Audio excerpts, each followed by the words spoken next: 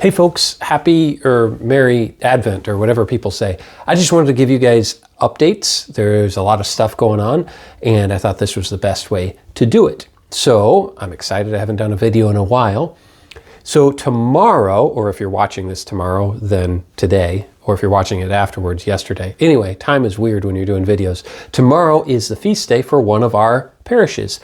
It's the feast day of the Immaculate Conception. It's also the feast of the patroness of the United States, Our Lady of the Immaculate Conception. So the church commands you to celebrate. You have to go eat a donut or something. It's a day of celebration. It's a day of prayer, especially interceding for our nation and for our parish. And so, of course, we have masses. We have a mass this evening at St. Patrick's at 5 p.m. And then we have masses tomorrow at 7 a.m., 9 a.m., 5 p.m., and then the Spanish Mass at 7 p.m. It's a holy day of obligation, but it's also a great opportunity to celebrate.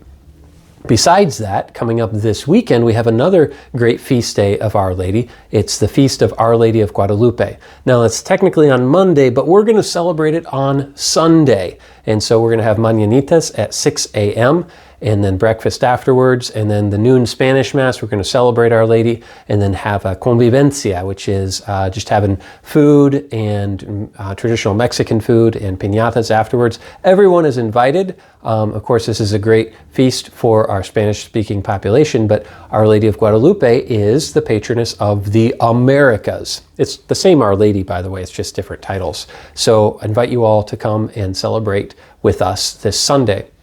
And then the following week, it's going to be a busy week. Father and Monsignor are going to be taking lots of naps afterwards. So the following week, on the 12th, on the evening of the 12th, we will have our diocesan holy hour at St. Patrick's from 6:30 to 7:30. So that'll be at St. Patrick's. Invite you all to that. It's going to be a beautiful time. It's going to be a wonderful time. Looking forward to having that. We're also going to have the opportunity for penance, the sacrament of reconciliation, of confession. We're going to have that at St. Patrick's on Monday. And then on Tuesday, we're going to turn around and do the same thing at St. Teresa's at 6:30. And after both, there's going to be light refreshments and whatnot available.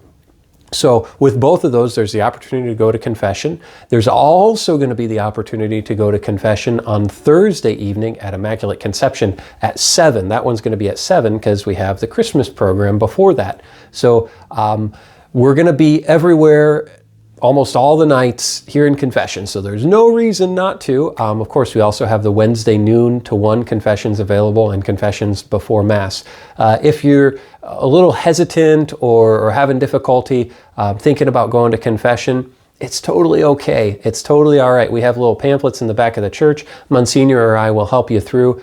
Now is the time. This is the time to go. The Lord really wants you to experience His love and mercy. And if you're a parent with children, then we take our own medicine, right? We don't just ask the kids to go. And so I invite you all to that, and it's just a beautiful opportunity. Another thing having to do with liturgy is that on December 17th and 18th, I will be celebrating Masses at St. Patrick's at the 4:30 p.m. Mass, and then the 8 a.m. Mass, and then I'll have Mass here at 10 a.m. and at noon here at Immaculate Conception.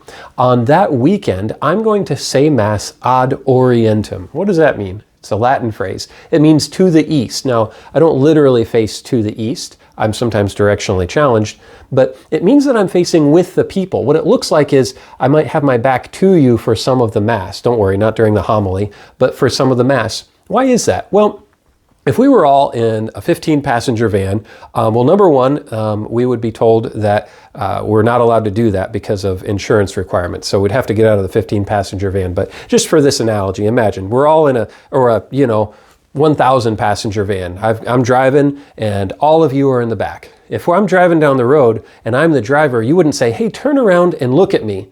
You would want me to focus my eyes on the road.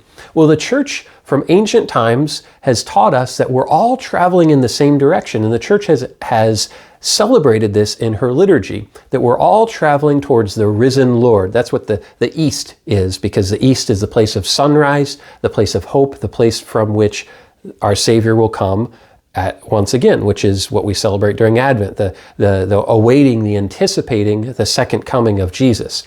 So I will say Mass ad Orientum. It's not out of disrespect for anybody. It's not, oh, I have my back to you. It's because at those moments when you see me facing towards the cross, towards the tabernacle, I will be praying to God. I'm not talking to you. When I talk to you, I will turn around and I'll face you. And so it's a beautiful thing. It's also, by the way, a beautiful thing for us as priests. It's a great time. It's a great way to remind me that it's not about me. It's about Jesus, and a way for me to grow in intimacy with the Lord as I celebrate Mass. I will also be doing that on Christmas Eve at 10 p.m. By the way, a little fun fact, the Second Vatican Council, Vatican II, never actually recommended that priests turn around and face the people. So this is in continuity with the Second Vatican Council and with the way the Church has celebrated. So if you have any questions, ask me, but I think it'll be a beautiful experience.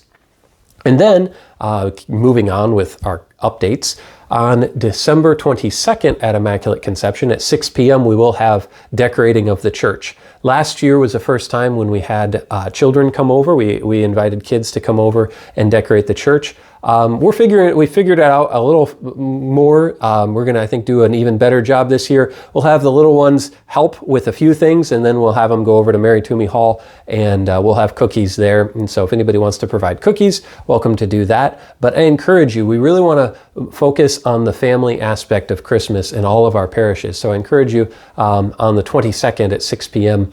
To have kids come and help decorate and then enjoy cookies. The more volunteers that we have, the better it is. And then, speaking of that, as always encourage and invite families to come to our Christmas Eve Masses. Last year, it was great. I had the 5 p.m. Mass. Monsignor had the Mass in Alexis, the early Mass in Alexis. Both were packed full of people, young and old. We want people of all ages. And if you're afraid, if you're like, well, my kid's going to cry or be upset or whatever, great. We want them there. Because probably on Christmas Eve, Mary and Joseph had to put up with a crying kid that was a little upset. And so that's all right. It helps us celebrate the season. So we're excited to have you there. Finally, I want to give you just a brief update about the gym. So we all know that we've been having this project to raise money and to build the gym so that our school and our parishes can have more room, so that we can have athletics that glorify the Lord. We have raised $3.25 million in pledges. That is incredible. I'm just blown away by that.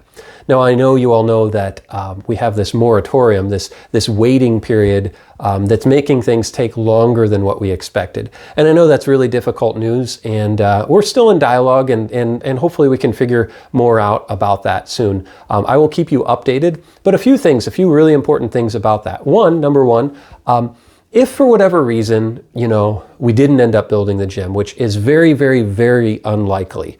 If for whatever reason we didn't end up building the gym, everybody who gave us money would get their money back. You would get your donations back. We wouldn't keep it for any other excuse or any other reason because it was given to us for that purpose. So we would give it back. Again, highly unlikely. Along with that, we are looking at, and we'll know in early January, I'll be able to tell you more intelligently about this, but we're looking at, for the duration of this period of waiting, at investing the money. So we'll be able to invest what we have on hand, and that'll also, as we continue to get donations in, it'll also reduce the amount of interest that we'll have to pay. So hopefully that will offset some of the costs that we would have for waiting. So again, I know that there's lots of concerns and lots of difficulty with this, and I totally get it. And I'm very grateful to everyone who has expressed your concerns, because you've done them respectfully. You've done them out of love for our school and our parish. So I'm really grateful, and I always want to hear what you have to say. So I'm grateful for that. But one thing that I think the Lord is calling us to do in the meantime, and one thing that I'm going to invite all of you to do, is to double down on the foundations of prayer and the foundations of spirituality. So what I'm going to do actually in January is I'm going to invite some of the dads from, especially from our school and from our catechism, I'm going to invite you into a 30-day time where we're working on praying, and we're working on personal prayer, leading families in prayer, and growing in our own spiritual life. I think that'll help direct some of this energy that we have, and I think it'll help us continue to build those foundations that the Lord is calling us to do. Don't worry, it's not going to be anything incredibly intense. You're not going to have to like shave half of your beard or jump into ice water or whatever like that. It's just going to be us working together as men, being challenged in ways that often we're not, to have daily prayer life and to grow in fraternity in very manly ways. Don't worry, it'll be very masculine. I'm looking forward to it. So those are all my updates. I know that's a lot. Always feel free to call, email me, ask me any questions. I'm really grateful for every single one of you. I'm praying for you, and I'm just excited for the rest of this Advent season and for Christmas.